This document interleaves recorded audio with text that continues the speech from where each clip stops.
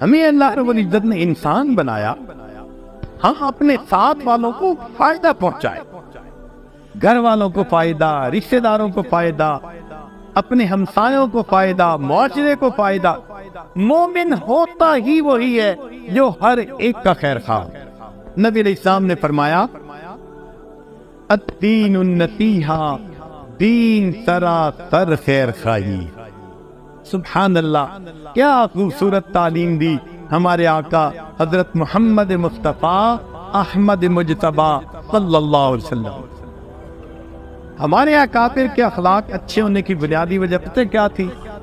ان کی سوچ بہت بلند ہوتی تھی، بہت بلند سوچ ہوتی تھی۔ بلند سوچ ہونے کی وجہ سے ان کے مقام بلند ہو گئے تھے۔ آپ غور کریں کہ ایک پتنگا ہے، اس کو پروانہ کہتے ہیں، اسی سے ملتا جلتا ایک اور ہے جس کو مکھی کہتے ہیں، اس کے بھی دو پر، اس کے بھی دو پر، اس کو پروانہ نہیں کہتے، حالانکہ یہ اس سے ملتا جلتا ہے، سائز بھی ایک جیسا، مگر اس کو پروانہ کہیں گے اور اس کو مکھی کہیں گے۔ اس کی وجہ یہ ہے کہ اس مکھی کی سوچ گندی، یہ نجاست پہ بیٹھتی ہے، گند ڈھونڈتی ہے، اس کی گندی سوچ کی وجہ سے اس کو مکھی کہتے ہیں۔ اور پروانہ کس کو کہتے ہیں؟ جو روشنی کے اوپر، نور کے اوپر اپنے آپ کو فدا کرتا ہے۔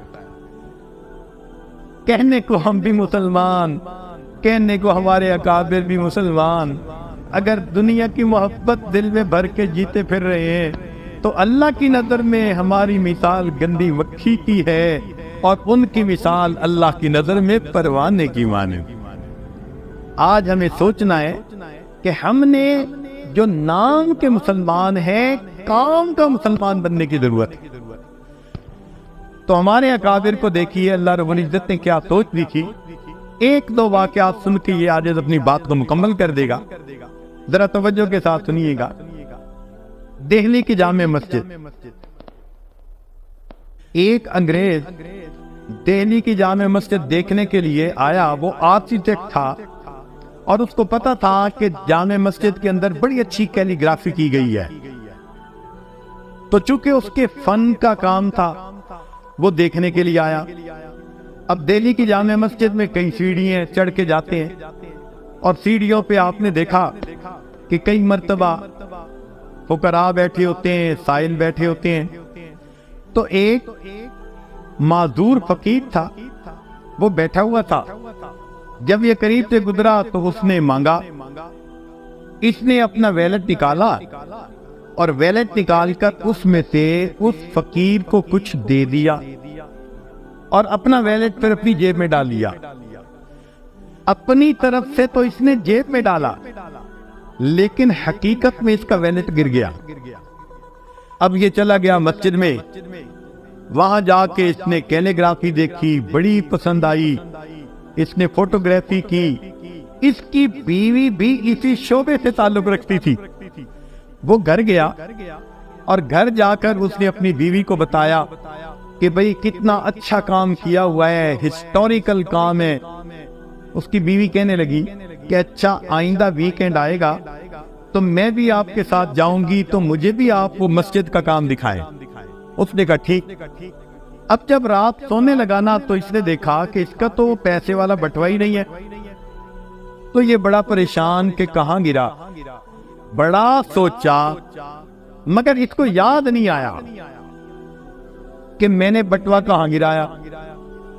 خیر ایک آدھ دن کے بعد یہ ذہن سے بات ہی نکال بیٹھا، کہنے لگا جو 200-400 روپے تھے بس وہ میرے گم ہو گئے۔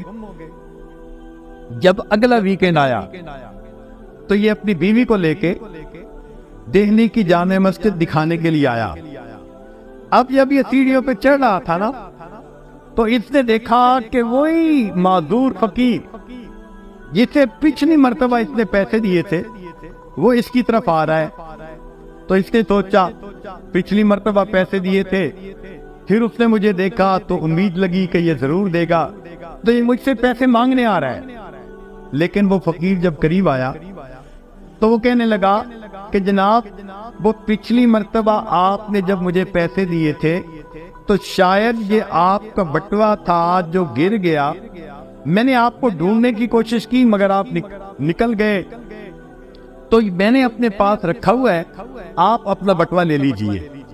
اب اس انگریز نے بٹوا دیکھا، اپنی چیزیں دیکھیں، ڈاکومنٹ دیکھے، ہر چیز بالکل ٹھیک تھی۔ اس کے ذہن میں خیال آیا کہ یہ فقیر تو ایک ایک پیسہ مانگتا ہے اور میرے تو یہاں پر 200-300 روپے تھے، اگر یہ اپنے پاس رکھ لیتا تو کسی کو خبر ہی نہ ہوتی، مگر اس نے یہ مجھے لوٹا دیا۔ تو اس نے پوچھا کہ فقیر آخر تم نے یہ اپنے پاس رکھ کیوں نہیں لیا؟ تو معذور فقیر نے آگے سے جواب دیا کہ شروع میں تو ایک خیال آیا تھا کہ میں اسے رکھ لوں، مگر پھر ایک دوسرا خیال آیا اور میں نے کہا کہ نہیں، میں اسے نہیں رکھوں گا۔ اس نے پوچھا کیا خیال آیا؟ تو وہ معذور فقیر کہتا ہے کہ مجھے یہ خیال آیا کہ میں نبی علیہ السلام کا امتی ہوں، آپ عیسیٰ علیہ السلام کے امتی ہیں، اگر میں نے آپ کا یہ وینٹ چوری کر لیا تو ایسا نہ ہو کہ قیامت کا دن ہو اور آپ کے نبی میرے آقا صلی اللہ علیہ وسلم کو گلا دیں کہ تمہارے امتی نے میری امتی کی چوری کی تھی۔ میں اس خیال کو سوچ کے رہ گیا، میری وجہ سے میرے آقا کو بات نہ سننی پڑ جائے۔ ایک وقت تھا فقیروں کی کیفیت یہ ہوا کہ فرشتوں کو دکھانا تھا بشر ایسے بھی ہوتے۔